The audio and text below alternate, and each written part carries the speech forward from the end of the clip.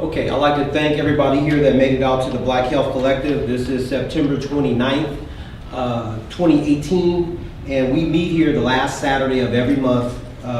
Normally rain or shine, myself and Dr. Rab normally start off, and then Dr. Rab usually finishes off with some good information. So you want to make it every time and bring your friends and family. Come out, because we have to keep this going on. We've been doing it for years, but the purpose of this group, for those of the few new people here today, it was actually started as a watchdog group because of the different things that were happening as far as our health, as far as Black people. We were being attacked in different ways through things like vaccinations, through things like over medication. I mean, there's just many things that are being done to affect our health. And so we said we'll come together with health practitioners that were not traditional doctors, because they're bounded by certain things if they're a traditional doctor.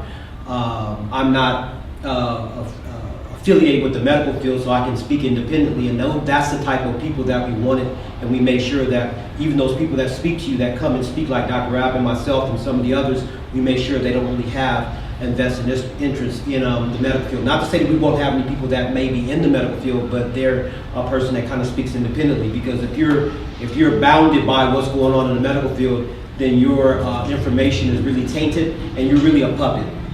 Someone's actually telling you what to do. I worked in the medical field. I was a health educator, and by my time of being there, one of the things that I realized, I was able to be privy to some of the same information as a doctor. And so I'll go into the same libraries, the same information. And when I came to the conclusion, for instance, that vaccines were more harmful than helpful to the body, then some of the elders that actually told me to go ahead and investigate this information said, you can't say that. I said, well, you asked me to search the truth. So why can't I preach or tell the truth to everybody that's here? No, because you have to understand how much money comes to our agency based on it. So what that told me is that I'm part of an organization that is only interested in money, not the health of people. And that's when I had to come to a conclusion that I had to move away from that type of thinking. And that's not to say that every medical doctor, anybody that's traditional medicine is not holistic minded, because there are some that are holistic minded. Some of you who have been to previous lectures that I've given, you noticed that I've told you about the fact that my journey started in 1988. Well, actually it started in, you could say earlier than that, when I became what we call conscious. I was a student at Cal State Long Beach in the 80s, and I walked into Amarov's class, which is a Black history class, and I had my drippy Jerry curl, and I thought I was real cool.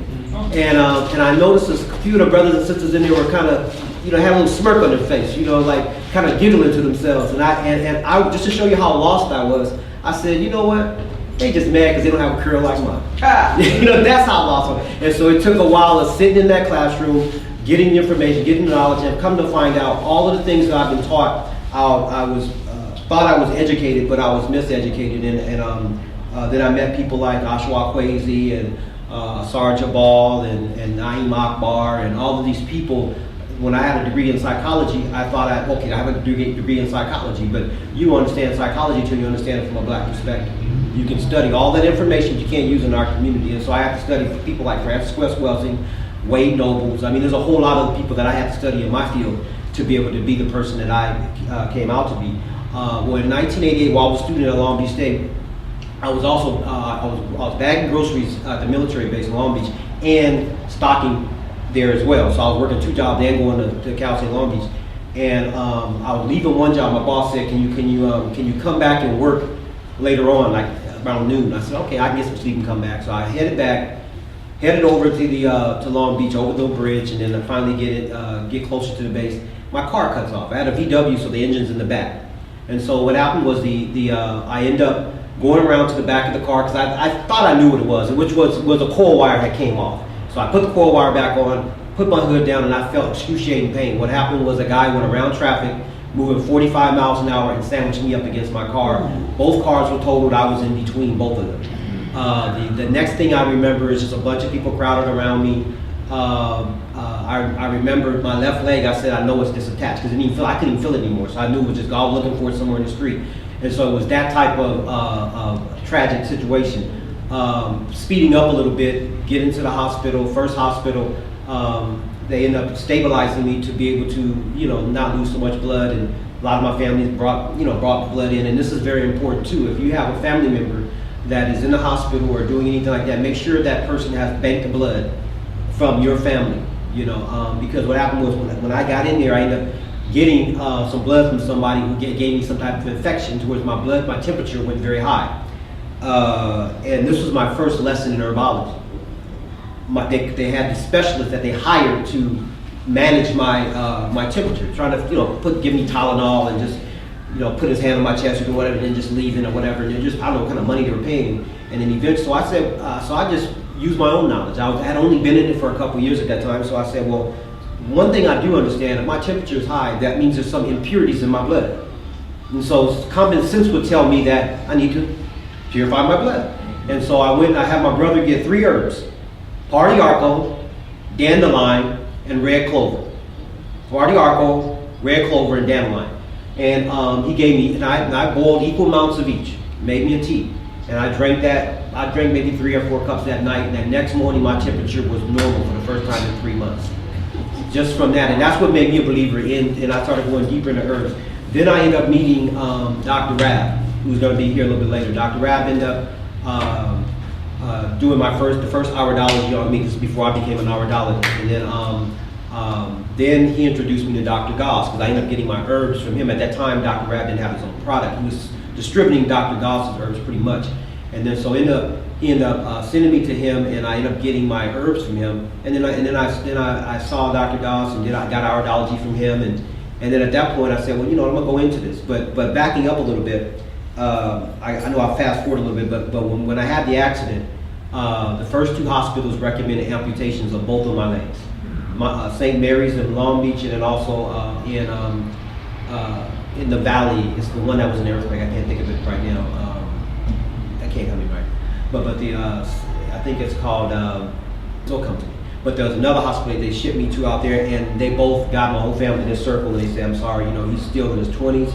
He can get around in a wheelchair pretty good. He's still strong, and the whole bit. And so I started asking my family to find find another doctor. So I had my uncle, my brother, and my father. They would just calling. And then luckily I had an uncle that was kind of in a position of power, and he made a few calls. And there were some doctors at Long Beach Memorial that was willing to take on the challenge. And so I had Dr. Solomon and Strauss and a few others that worked on my legs. The one thing about it is that my legs were stuck in place, that I couldn't move them. And so the first thing, this is where you can say my understanding of psychology came in. They said that, well, if you're gonna move your toes again, if you're gonna move your legs again, you have to connect your mind with your body, which I understood that. So what happened was he said, well, today we're just gonna focus on that one toe, just moving that one toe. And so I would focus the whole day on connecting my mind with that toe, and then by the end of that day, that toe started to move a little bit. And then at the next toe, and then finally, I got all my toes on that side moving, and I got most of the leg moving on that one side. They did vein transplant from one leg to the other. They did took my muscles from my back, put them in the legs. They took a bone from my hip to put that. I mean, they did all kinds of things. Another thing I want to talk about in this journey, just mention this journey, is that when you recover from something like that, a lot of times you want to make it seem like it was just a big dream, and you go back to your same old, same old. Got to take it carefully. I started partying. You see me out with a cane, whatever, and all of a sudden the legs started to bump. And so what they had to do, re-break it. They had to re-break it, reset it, take a bone. That's where the bone came from, the hip. Put that in, and they had to strengthen it up. And then that was the last particular major surgery that I had on the legs. And so I say that to say, because I remember one time I was on Dominique's show, and one guy called in a caller. He was like, well, I bet you if you got sick, you run straight to the hospital. And I was about to, and I try to be kind to people when they call in, but I would say that's so idiotic. You didn't hear me when all the few times I've been on the show. If it wasn't for a medical doctor, I wouldn't even be a surgeon. I wouldn't even be walking right now. So I don't hate doctors. I do have a problem with over-medication. I have a problem with a person on 17 different medications. That's a problem, and which I'm running into a lot right now. And the biggest drug dealers, it's happening right now, and it's on our older people, to be honest with you. They turn them into addicts.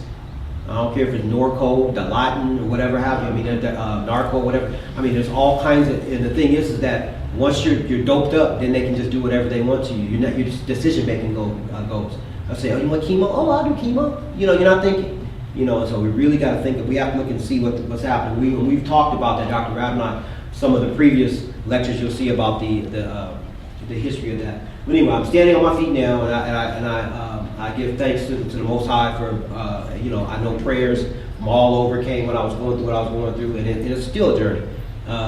Even as we get older, and I have to say this, especially some of the brothers in here, and maybe some of the sisters too. I had to retire from basketball.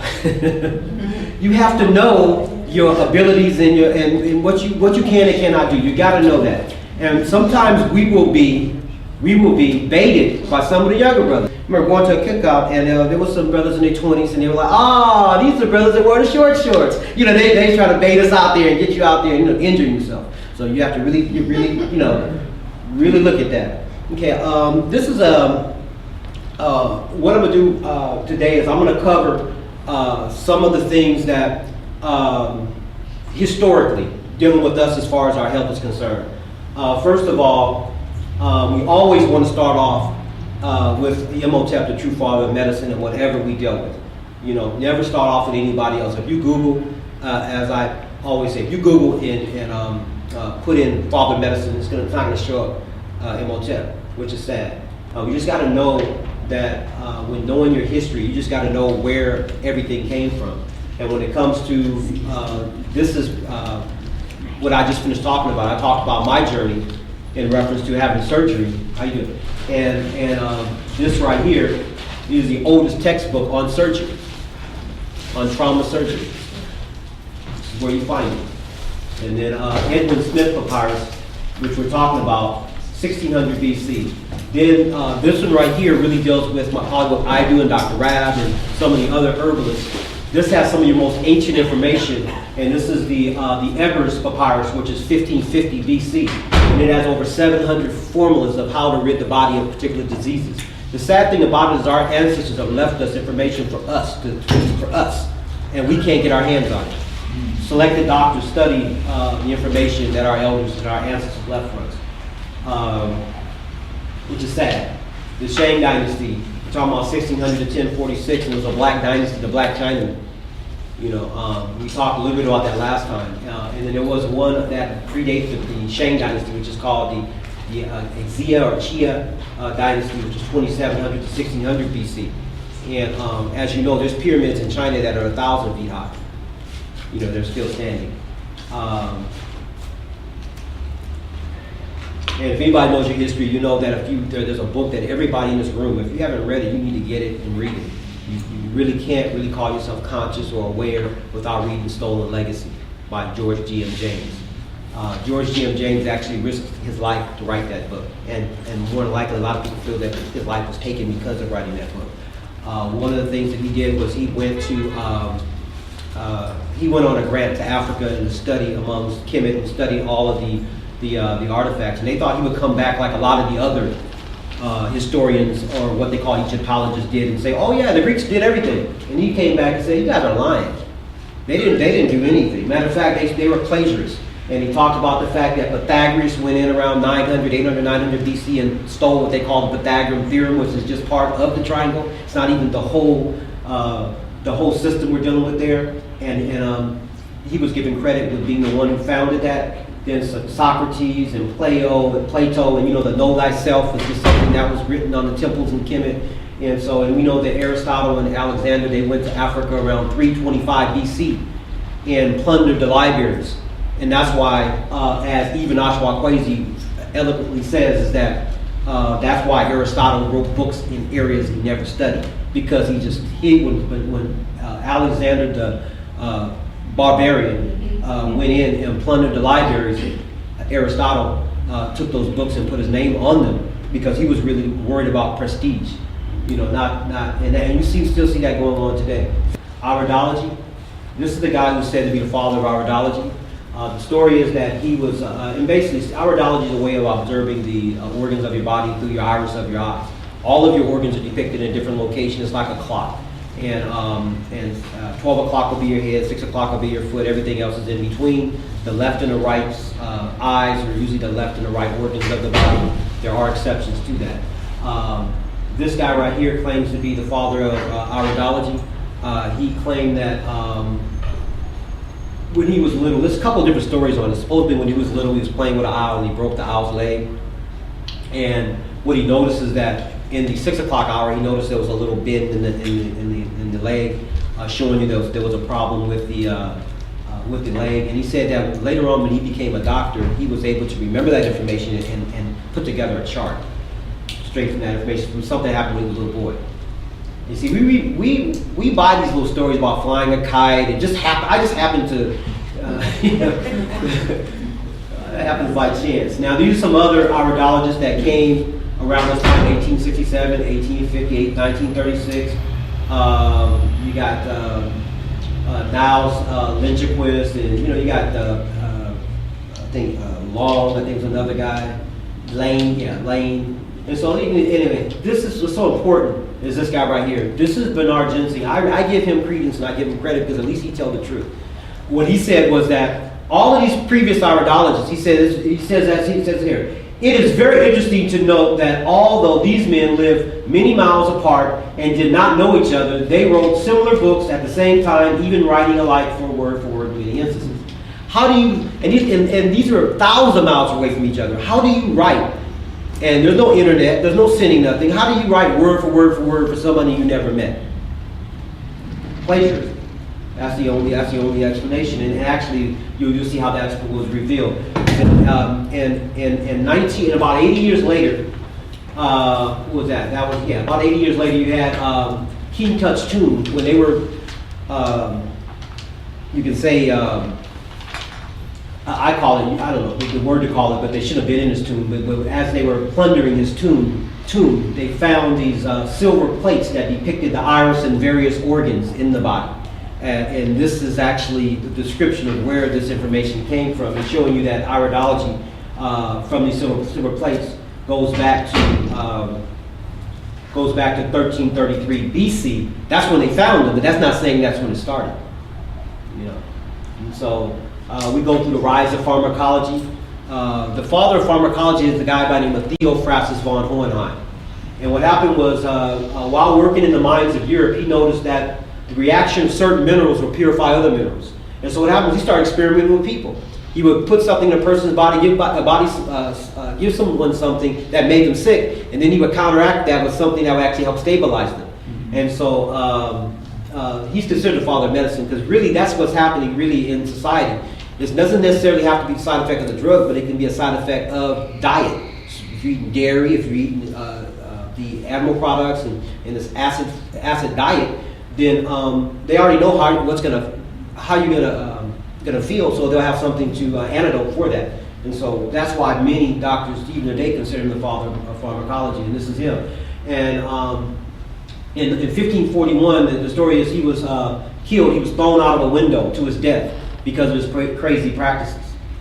Okay, and this is so key. This is Theophrastus von Hohenheim's words. As a person that gets into this field in holistic health, you cannot, if you start helping people, feel that you are God. And there are certain people that when they're amazed by a person getting well from something that maybe a doctor said that they couldn't get well of, and it goes straight to their head, and not realizing that you're an instrument of the Most High. You're a part of that process. But this is Theophrastus von Hohenheim, which is just the opposite of what I just said. I am Theophrastus, and greater than those to whom am liking me. I am Theophrastus, and in addition, I am Monarcha Monacorum, and I can prove to you what you cannot prove. I need not a coat of mail or a buckler against you, for you are not learned or experienced enough to refute even a word of mine. As for you, you can defend your kingdom with belly crawling and flattery. How long do you think this will last? Let me tell you this. Every little hair on my neck knows more than you and all of your scribes. And my shoe buckles are more learned than your Galen and Abyssinia, and my beard has more experience than all of your high colleges. Now, Galen and Abyssinia, if you look at the roots of their information, they go back to Africa. And if you notice, when they started burning books of Galen and Abyssinia, that was actually burning African roots. That was part of what that was about, and we have to see that. Now, in 1912, this is the start of the American Medical Association, Cooperative Advertising Bureau. And in 1924 to 1949, I had Morris Fishbein was named the leader of the American Medical Association. And between 1924 and 1949, between this 20-year span, he controlled the medical field. And so if anybody was to come out with a cancer cure, he would always be there to stifle it. And this was one guy by the name of Royal Rife. While Morris Fishbein was a leader, he was asked to buy into their program. And they were like, no, you're not going to buy into our program. So what he did was he threatened to revoke the licenses from some doctors that were using the program. The program was actually killed within 6 months. And I don't even know if Dr. Rapp, remember, he gave me a lot of information. Years ago. Okay, alternative health researcher Raymond Rife, he develops a bioelectronic instruments according to reports. Over 40 patients a day were being cured of various forms of cancer. If you see USC, UCSD were using these programs, and this was actually working. And the sad thing about it was 1938, 46, and 47, alternative cancer programs using alternative regimens were burned to the ground. So they actually started making physical attacks on this. And then in 1953, a little bit later, they had a Senate investigation over the fact that people were trying to keep or stifle this particular these natural ways of dealing with cancer. And so what happened was the senator put in charge of the investigation suddenly dies, conveniently, right? And the new senator, who was a former president of a drug company, takes over the investigation, immediately fires the attorney of the cancer investigation and stops the cancer investigation. Okay, so you can see the politics that's always been behind this, and it hasn't changed too much today. 1932 to 1972, we call it the 40-year guinea pig program, where over 400 black, mainly men, sharecroppers had untreated syphilis. And they were treated like guinea pigs. They were told they had bad blood, but obviously, they had syphilis, and they were observing the stages of syphilis. Okay, and I want to say one other thing. There was a book that this came from. It's by Jones, I know the last name, but it's called Bad Blood. You may want to just look it up, but there's only one book, Bad Blood, written by Jones. I can't think of his first name, but in that book, he talked about how there were two doctors. When one doctor was training another doctor, he was talking about how to deal with black folks. He said the way you deal with black folks is blood tests. That's the first thing. Put blood tests on them, and then give them certain numbers, and you got their attention, and that has, and also show that you care about them. Show some care, because they're always thinking that no one cares about them, and that's a way. They actually kind of a way to explain this is being docile, just someone that you can just psych out to do certain things, and that's what they do. They'll show you pictures of all kinds of things. This is your lungs. Might even be your lungs. And you need chemo. Or you need this or that. I mean, just all kinds of things. My thing is, if the herbs don't help me, it's my time to go.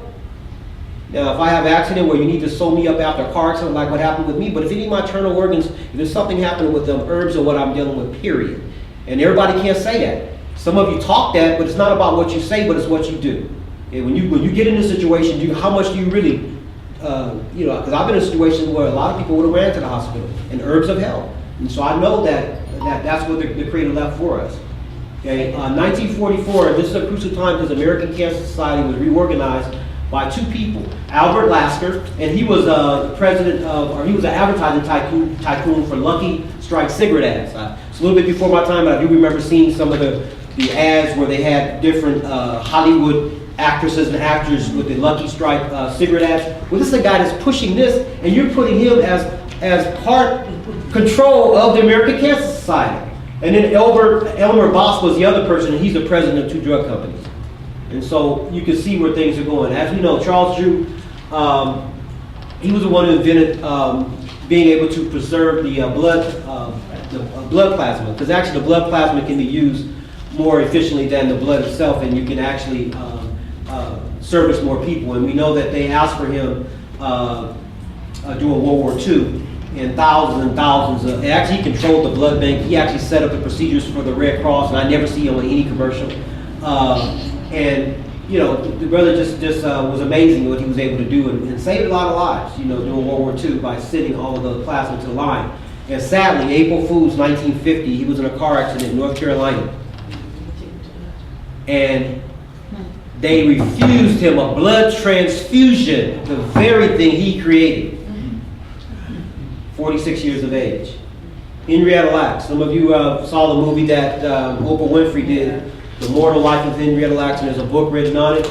You know, they used her cells for to make polio vaccines, cancer medicines, flu and Parkinson's disease, and all of these things. And her family didn't even notice until the 1970s that even had her cells. Okay, so we had to watch what happens to us in the hospital. Richard Nixon defeated for he ran against John F. Kennedy. He lost, defeated in both governor and president's election with John F. Kennedy. And as a favor, Elmer Boss, because remember he was one of the people that took over the American Cancer Society, he set Richard Nixon up with a Wall Street job. And I put here, remember this favor. Because when Richard Nixon became president, and this kind of threw this in here because it's in the chronology, but this was when I was a student at Long Beach State. I was just starting to study about cancer. And I was in the microfiche. That has some of the most oldest stuff, but I didn't know that it was this old. I had read, we are so close to a cure for cancer, and I thought it was something recent. And then I looked at the time on it, right here, it was New York Times, December 9th, 1969. And we are so close to a cure for cancer. Just tell you that game is never going to stop. They're going to be saying that 100 years from now. Okay? So, key thing to remember, we'll back up this. But when Richard Nixon became president, he signed the war on cancer.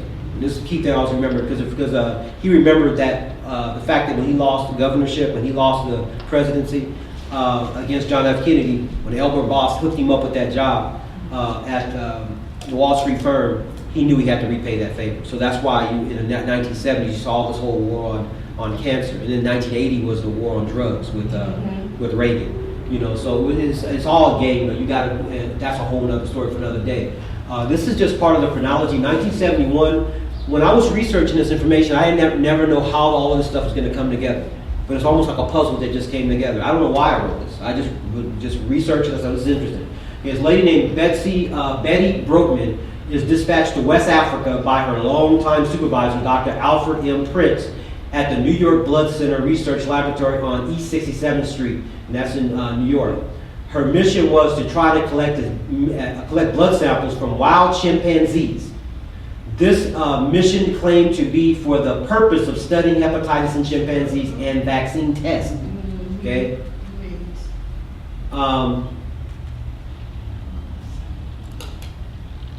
1986, the International Committee on Retrovirologists named HIV as a cause of AIDS. However, until this day, there isn't one scientific document that proves that HIV causes AIDS. Dr. Sabi. Dr. Sabi was jailed in New York in 1987 because it was printed in a newspaper that he was curing people for various forms, AIDS, diabetes, many other things. And what happened was he won when, for one, he was able to present. Actually, the judge asked him, she said, well, if you can show me 9 people that you got better, just a little bit better, that she would dismiss his charges. He showed up with 77 that he had in doctor's report showing that they had improved, and that's how he got off. Okay. In 1989, AIDS cases reached 100,000. Okay, this is a little bit of history here. Magic Johnson announces that he's retired from basketball, and trying to find. I remember him talking about, or at least the rumors were out there when he was retiring, he was going to own a team because he always talked about doing that. Not really being a coach. He wasn't talking coach. He was, a guy like Magic was talking about owning a team. But around this time, this might, and you can call me conspiracy theorist if not. I think this was put on him, that diagnosis, because when you have somebody that everybody's starting to love, he has that appeal where he has kind of that international appeal. And then it got to a point where no one wants to play with him, if you remember. Nobody, and even Karl Malone said, I don't even want to play. I'm going to sit out because I don't even want to touch me. Because that's when people thought that they can get AIDS if you touch a person. Okay? And so we have to clear a lot of that up in our community because we don't have, Dr. Rabb and I, we don't have that access to everybody like traditional medicine does, where they have these big events where they give you all these free gifts and they have these big tents and all this stuff, and this is all funded. If something's free, you gotta question it. If they're setting up free vaccines, they really care about your health, really? You know, so we have to look at all of that. Okay, and we know what happened with the Rodney King situation. We're going through the uprising. And we know what happened. These officers, and what's so interesting is the reason why there was a riot was because of the fact that there was an unjust verdict. And Rodney King was beaten like a dog. That's the reason why. And Latasha Harlem was killed a little bit before that. She was shot in the head, and her shooter was given probation, 5 years probation. So we were angry. And so, yeah, that's why we were out there. You know, it was expressing our anger and exposing it to the world. And guess what? There was riots all over the world, London, everywhere. Because and what that told me was, look at what happens if we do anything here, whether it's positive or negative, whatever. It's going to have an influence all over. And so we have to look at that. So if we want to make a change, we should look at that too. If we want to make a change, if we want to put something out there of change, we can do that. But this is what happened. Instead of saying, okay, it was this unjust verdict, could have spent money on maybe retraining some of the police or whatever the situation was. Following the riots, they wrote what's called the Violence Initiative. What is the Violence Initiative? The Violence Initiative, what it was written by the National Institute of Health Mental Health Director, Frederick Goodwin. He approved of $400 million to fight the violence in the inner city. He compared the inner city to rhesus monkeys that just wanted to have sex, kill each other, and reproduce.